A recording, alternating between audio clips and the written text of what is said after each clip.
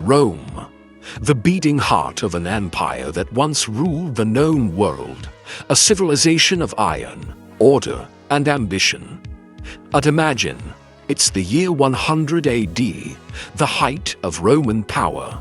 Legions stretch from Britannia to the sands of Arabia. The world bows to the eagle.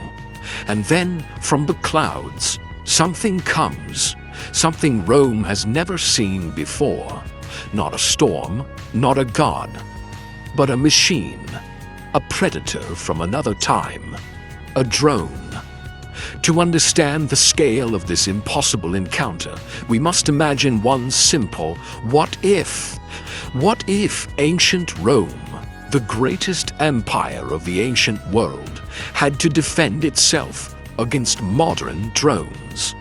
Not myths, not magic, but real machines of the 21st century, the kind that can see across continents, strike without warning, and vanish before an arrow can fly. A single modern drone, like the MQ-9 Reaper, can fly higher than any bird known to Rome, over 25,000 feet above the ground. It can remain aloft for an entire day, unseen, untouchable. From that height, its cameras could read a Roman coin lying on the ground.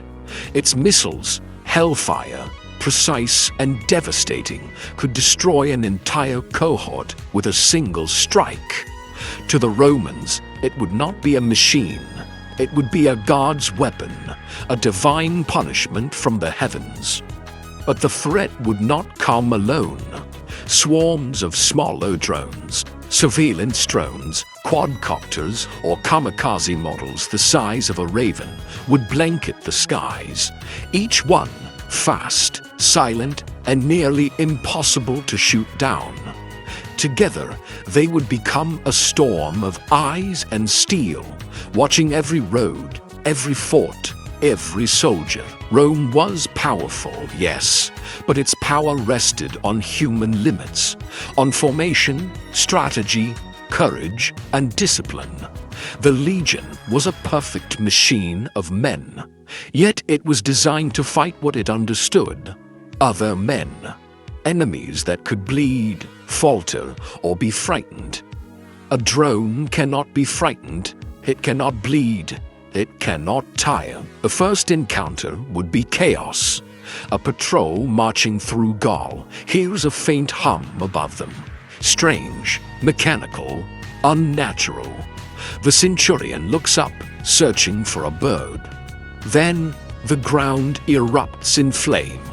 No arrow, no siege engine, no visible foe. Only smoke, bodies, and fragments of metal falling from the sky. The survivors flee, whispering that the gods have turned against them. Rumors spread faster than the legions can march. Invisible weapons, thunder with no storm, light that kills. But Rome does not stand still in the face of fear. It analyzes, it adapts. The same empire that built aqueducts across mountains and tamed rivers would not surrender to the unknown without a fight. Philosophers would debate whether these machines were divine or demonic. Natural philosophers would study their fragments, their strange metals, their scent of oil and smoke. Engineers would begin to test countermeasures. Ballistae and catapults might be aimed skyward, launching nets or scattershot into the air. Smoke screens of burning pitch could hide troop movements. Shield walls would double as cover from above. They would build, experiment, and learn. But still, they would not understand. The shattered pieces of a drone would make no sense to Roman science. Copper circuits, fiber optics, carbon composites, these would appear to be alien artifacts. Even dissected before their eyes, the machines would remain mysteries. The Romans might believe they had captured a piece of the heavens themselves. The drone's true power, however, lies not in destruction, but in knowledge. A modern drone can see everything. It can track legions on the move, count soldiers, mark supply lines, and predict battle formations before a single horn is blown. The empire that thrived on intelligence, on scouts, spies, and couriers would find itself utterly exposed. Every fort, every road, every strategy would be known to the enemy before the battle even began. The drones would wage a silent war of information, crippling Rome from within without ever drawing a blade. Still, Rome was resilient. It might adapt in unexpected ways. The legions could learn to march under dense forest cover. They could build decoy camps, light false fires, and construct dummy siege engines to confuse their aerial enemies. Commandos might use the terrain, fog, caves, mountains, to shield their troops. They might even try to capture one of these strange flying machines, setting traps with nets strung between cliffs or launching flaming arrows at their glowing lights in the night sky. The drones would not need to fight fair. They would strike from distances no catapult could reach. They would observe in silence, waiting for the perfect moment. One drone could disable an entire army. A fleet of them could end an empire. And yet, the collapse would not come in one decisive strike. Empires die slowly. First through fear, then through chaos. In Rome, whispers would spread like wildfire, signs of divine anger, omens of the end. The Senate would argue over what these flying horrors meant. Were they sent by Jupiter? Were they punishment for Rome's pride? Panic would ignite in the streets. Sacrifices would be made. New cults would form to worship or appease the gods of the sky. As morale shattered, enemies at the borders would rise. Germanic tribes, Parthians, and desert raiders would move against a Rome weakened by confusion. Legions would hesitate to march, terrified of the invisible eyes above them. The once invincible empire would fracture. Provinces would rebel. Generals would turn against one another, seeking control over whatever remained. Rome, once united under the eagle, would crumble beneath a storm of unseen wings. And yet, in truth, history tells us that Rome did face moments of similar shock, though never on this scale. When Hannibal crossed the Alps with war elephants, the Romans thought nature itself had turned against them. When the Parthians used the composite bow, they shattered Rome's invincible infantry. Centuries later, when Greek fire appeared, fleets were burned before they even understood what they were facing.